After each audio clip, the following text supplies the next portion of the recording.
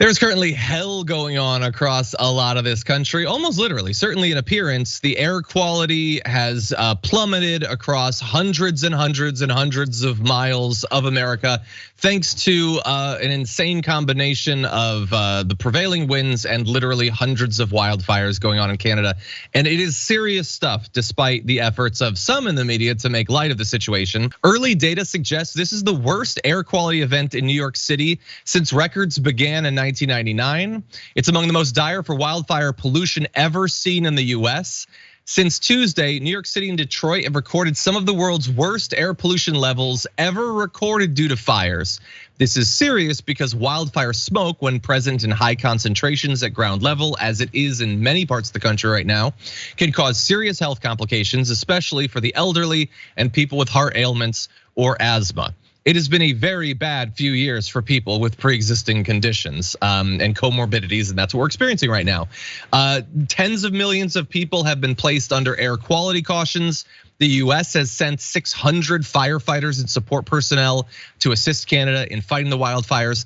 Nearly 250 were burning as of yesterday. I don't know the numbers for today, but that is very serious. So bad that the FAA warned this morning that they might be slowing down flights from New York, Philadelphia, and DC due to low visibility from the smoke. And you can see here, there's an ongoing tracker in different cities on the New York Times showing the level of the pollution in different areas. If you're living in those areas, please refer to these. Don't spend any more time outside or with your nose and mouth uncovered than you need to.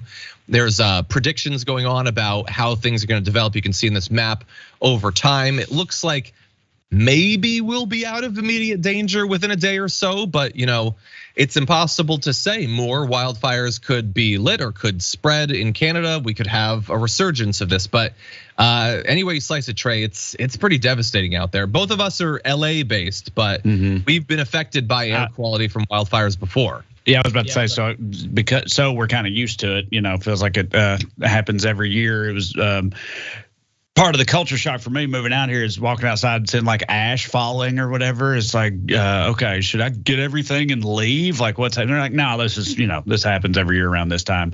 But it does get worse each year. It's wild to me, the people that seem to imply that we just shouldn't care or that it isn't worse. There's so many people out there like, yeah, well, I mean, the world just burns sometimes. What are you gonna do? Like, just go to work, breathe smoke like a man, and shut up. You know what I mean? It's like it's such a wild thing to tell people that they shouldn't care about. You know what I mean? It's especially wild to me coming from like the right, because like I'm from the South. A lot of people on the right in the South, obviously, and a lot of those people ostensibly love like the great outdoors because that's where all the things that they like to shoot live, right? And so but they love like the lake and the woods and all that stuff.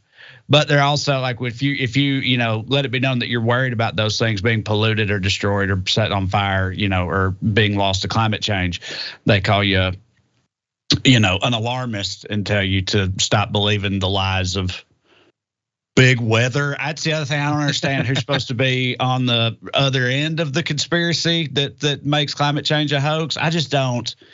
It should be the most obvious thing that brings us all together, I would think, is like to prevent the world we all live on from dying. But it's not. That's been politicized too, and it's something else.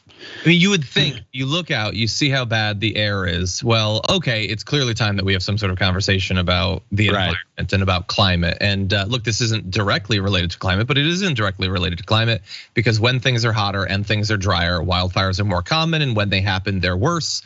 You don't routinely have 250 wildfires in Canada, and God only knows in 10 years how many that'll be, how many acres it'll be. It's something to talk about. On the other hand, you could be led to believe by crazy people on the internet that this is the deep state's plan to keep you indoors so that you don't go to the theater and watch Fast X and see traditional masculinity on display. I don't know, some stupid BS. That's probably what's really going on.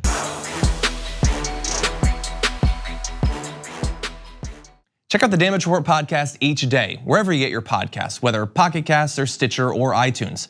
You can join me as I give you the news and stories you want, with a range of co-hosts and interview guests jumping in on the fun each day.